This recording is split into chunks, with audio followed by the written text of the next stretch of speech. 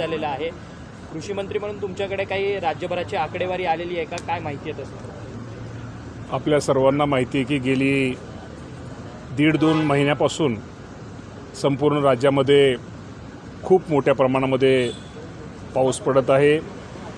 खरं तर पाऊस पूर्वी पण आपल्या भागामध्ये पडायचा, परंतु अचानक हवामान बदलामुळे काय पाऊस अचानक एकाच वेळीच खूप जोरात पाऊस पडतोय।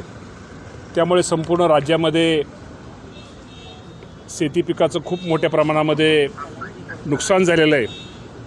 आजचा जर आकडा घेतला, आजचा जर विचार केला तर आत्तापर्यंत एकूण राज्यामध्ये 30 जिल्ह्याला याचा फटका बसलेला आहे।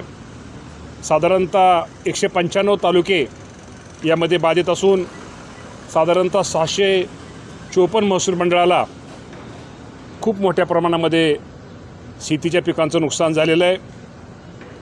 राज्यात प्राथमिक अंदाजानुसार साधारणतः 62,17,540 एकराच्या शेती पिकाचं नुकसान झालेलं आहे।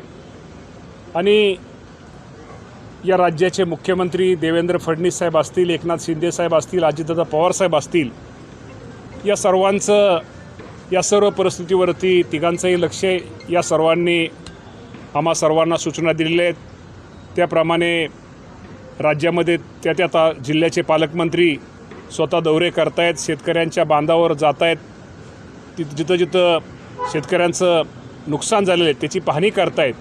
मी आपल्या माध्यमातून राज्यातील माझ्या शेतकरी बांधवांना एवढं सांगू इच्छितो की ज्यांचं या पावसामुळं अतिवृष्टीमुळं नुकसान झालेलं आहे त्या सर्वांच्या शेतीच्या पिकाचे पंचनामे करण्याचे आदेश आम्ही दिलेले आहेत। त्यामुळे निश्चित प्रकारे संपूर्ण नुकसान भरपाईच्या बाबतीमध्ये ज्या शेतकऱ्याचं नुकसान झालं आहे त्याला निश्चित प्रकारे शासनाच्या वतीनं ही मदत केली जाईल।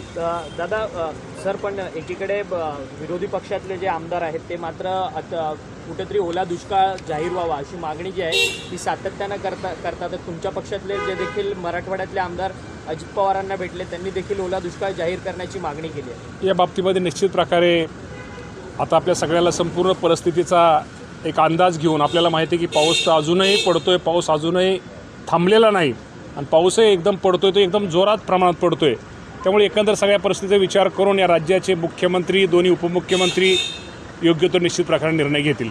परंतु विरोधात काय प्रयत्न आहेत या परिस्थितीला घेऊन, सरकार काय हालचाल करत आहे? सरकार पंचनामे जिथं जिथं नुकसान झालं तिथं पंचनामे करण्याचं काम खूप मोठ्या प्रमाणामध्ये महसूल विभाग, कृषी विभाग मोठ्या प्रमाणामध्ये करतोय।